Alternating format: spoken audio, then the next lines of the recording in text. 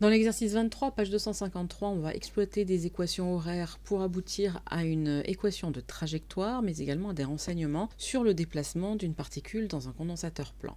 Donc la situation, elle vous est décrite ici, je l'ai rapidement schématisée pour qu'on puisse l'exploiter dans la question 2 surtout. On étudie le mouvement d'un cation qui a une masse m et une charge 2e qui est placée donc entre ces plaques du condensateur plan. On vous donne les équations horaires de la position et on vous demande dans la question 1 d'en déduire l'équation cartésienne de la trajectoire. Donc pour commencer, je vais appeler mes deux équations, ça c'est la 1 et ça c'est la 2. On va appliquer la même méthode qu'à chaque fois pour trouver une équation de trajectoire à partir d'équations horaires de position, à savoir d'après l'équation 1, eh bien on en sort la variable t, donc on va écrire que t est égal à x sur v0. Et quand on a écrit t, on va injecter ça dans l'équation numéro 2, de façon à supprimer cette notion de temps, vu que l'équation de la trajectoire, c'est une équation de la forme y égale f de x. Si on injecte dans 2, on a donc y qui est égal à petit e sur petit m fois grand E, qui doit a priori être le champ électrique, multiplié par t au carré, eh bien t,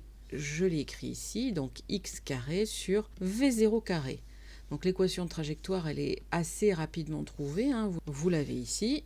On n'a pas tellement grand chose de plus à y faire, on peut isoler le x carré, mais quoi qu'il en soit, ça ne va pas changer beaucoup, donc on peut la laisser comme ça. Et on vous demande de déterminer l'ordonnée ys du cation quand il a parcouru la distance horizontale d.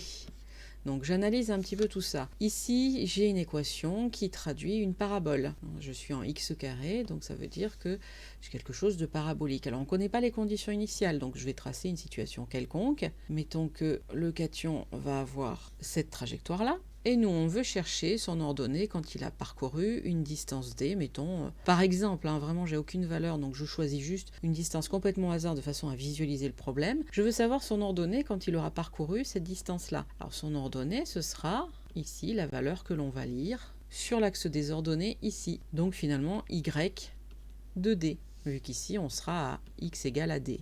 Donc là, on a quasiment tout résolu. Finalement, ce qui reste à faire, c'est simplement remplacer x par d et on aura la résolution de notre problème. Je peux donc écrire y de d est égal à petit e sur m fois grand E fois, eh bien, puisque x est égal à d fois d au carré. Sur ce type de problème, on va vous donner à peu près toutes les variables et vous serez capable de calculer ce ys, puisque ici, ce que j'ai appelé y de d, c'est le ys que l'on recherche.